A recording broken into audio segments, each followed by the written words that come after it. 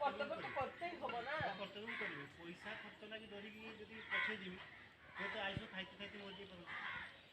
ମୁଁ ମୋ କର୍ତ୍ତବ୍ୟ କରିବି ଯାହା ବି ମୋ 14-15 ହଜାର ଖର୍ଚ୍ଚ ହେଲେ କିଛି ହେବ ମୋ ପଇସା କାମରେ ଲାଗିଛି। ସେ ଏବେ ସୁସ୍ଥ ଅଛନ୍ତି, ବର୍ଷେ ହେଲାଣି ପୁରା ଭଲ ଅଛନ୍ତି, ଚାଲା ବୁଲା କରୁଛନ୍ତି। ନିଜ କାମଟା ନିଜ କାମ ସେ ଏମିତି ବସନ୍ତିନି ବାପା ଦେବେ।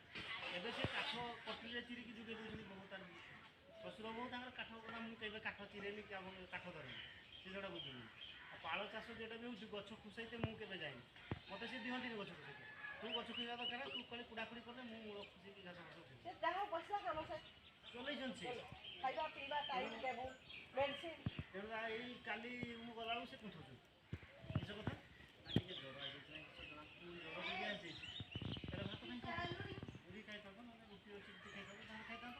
ଆଉ ଯଦି ଜ୍ୱର ଆସୁଛି ମୋତେ କହିବା ଦରକାର। ମୋତେ ଡକ୍ଟର କହିଦେଲେ ଥର୍ମୋମିଟର ଗୋଟେ କିଣିଦେବ, ବାପାଙ୍କର ବୟସ ଧରିଲାଣି ତ ଜ୍ୱର ଆସିବ ଜ୍ୱର ଆସିବ ମେଡ଼ିସିନ ଗୋଟେ ସେ ଦେଖିଦେବେ ମେଡ଼ିସିନ ସବୁବେଳେ ଘର ଷ୍ଟକ୍ ଦେଖିଲ ଜ୍ୱର ଆସିଲା ମାପିବ ଶିଖେଇ ଦେଇଥିଲେ ମୁଁ ମାପେ ମାପିକି ସେ ହିସାବରେ ଲେଖିବି ତାଙ୍କ ଠିକ୍ଠାକ୍ ହେଇଯିବ।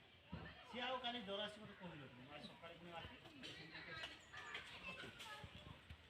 ଜ୍ୱର ଆସିବ ମୋତେ କହିବା ଦରକାର ଯେ ମୋ ଦେହଟା ଭଲ ଲାଗୁନି ମେଡ଼ିସିନ ରଖିଛି ଆଣିକି ଡକ୍ଟରଙ୍କ ପରାମର୍ଶ ନେଇ ରଖିଛି। ଯଦି ଏ ମେଡ଼ିସିନ ଭଲ ନେବ ଆମେ ଆଣିବା ପୁଣି ଯାଉ ସେ କୋଅପରେଟ୍ କରୁଛନ୍ତି। ଆଉ ତାଙ୍କର ଖାଦ୍ୟ କେଉଁଭଳି କମୁନି, ତାଙ୍କର ଖାଦ୍ୟ ଏତେ ପର୍ଯ୍ୟନ୍ତ କମୁନି। ସେ ରାତି ଅଧରେ ଜାଣିଛନ୍ତି ସେଠି ଖାଇବା କଥାଟା ମୁଁ ବାରିଥିଲି ଗତ ମକରଟାରେ ଘର ମୁଁ ମକର କଲେ ବି ଖାଇଲାନି ଠିକ୍ ଅଛି। ଯିଏ ଡାକିଲା ତା ଘରେ ଯାଇକି ମକର ଖାଇଦେବ ଏ ସନ୍ଧ୍ୟାବେଳକୁ ଝାଡ଼ା ତୁମେ ହଜମ କରିପାରିବ ଅଛି।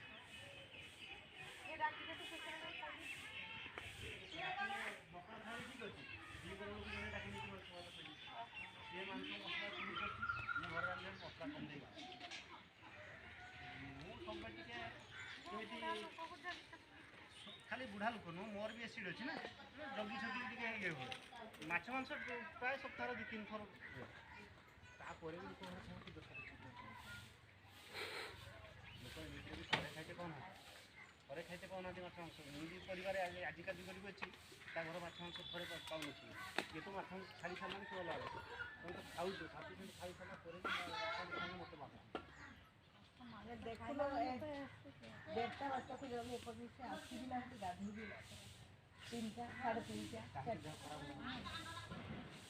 ପ୍ରତ୍ୟେକ ଦିନ ସେଇ ଯେ ପଇସାଟା ଇନକମ୍ ଅଛି ପଇସାଟା ତ ତୁମ ଡକ୍ଟର ସବୁ ନେଇକି ପଳେଇଲା ତା ସହିତ କଷ୍ଟକୁ ତୁମେ କଷ୍ଟ ପାଇଲ ତା ସହିତ ପରିବାର କଷ୍ଟଟା ପାଇବେ ସିଏ ଯାହା ପାଇଛନ୍ତି ତ ପାଇଛନ୍ତି ତା ସହିତ ଯିଏ ଜଗିଛି ସେ ସବୁଠୁ ବେଶୀ କଷ୍ଟ ସେ ଯାହା ହେଇଥିଲା ଡକ୍ଟର ଏଇଭଳିଆ କହିଥିଲା ସେତେବେଳେ ପଇସା ବି ନେଇ ପାଖରେ ଆକୁ ଲକ୍ଷାଧିକ ଯାଇଛି ଯେ 100 ବି ନୁହେଁ ନା ଲକ୍ଷାଧିକ ପଇସାଟା ଆରେଞ୍ଜ କରିହେବ ଆରେଞ୍ଜ କରିହେବ ମୁଁ ଆଜି ବି କହୁଛି ଯେ ଆରେଞ୍ଜ କରିହେବ କିନ୍ତୁ ସେଇ ଆରେଞ୍ଜ କରିବା ଯେ କେତେ ଟେନସନ୍ କେତେ ସେଇ କଥା ଏପଟେ ବ୍ଲଡ୍ ଇଏ କର ସେପଟେ ଏଟା କର ଆଜି ସେଟା କର ସେଟା କର ବାପାଙ୍କୁ ନେଇକି ଗଲି ମୁଁ ବାପାଙ୍କୁ ନେଇକି ଗଲି ଘରେ ମୁଁ ଏକଲା ଆଉ କି ତ କକା ପୁଅକୁ କହିଲି ଟିକେ ଆସିବୁ ନା ସେ ତାର ବାହାଘର ଥାଏ ସେ ଗଲା ଯାଇକି ଘଣ୍ଟେ ରହିଲା ପଳେଇ ଆସିଲା ବାହାଘର 7 ଦିନ ରହିଛି 7 ଦିନ ସାରା ନା ମୁଁ ଶୋଇଛି ନା ମୁଁ ଖାଇଛି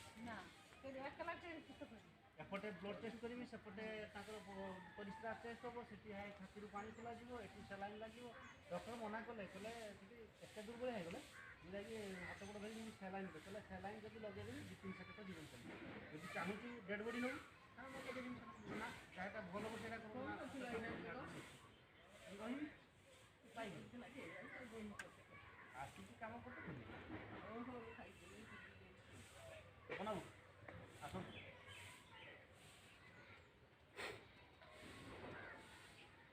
କଥାରେ ଗୋଟେ ଟାଇମ୍ ଟେବୁଲ୍ କଥାଟା ହିଁ କାହାକୁ କଥା ମାନିବାର ବି ନାହିଁ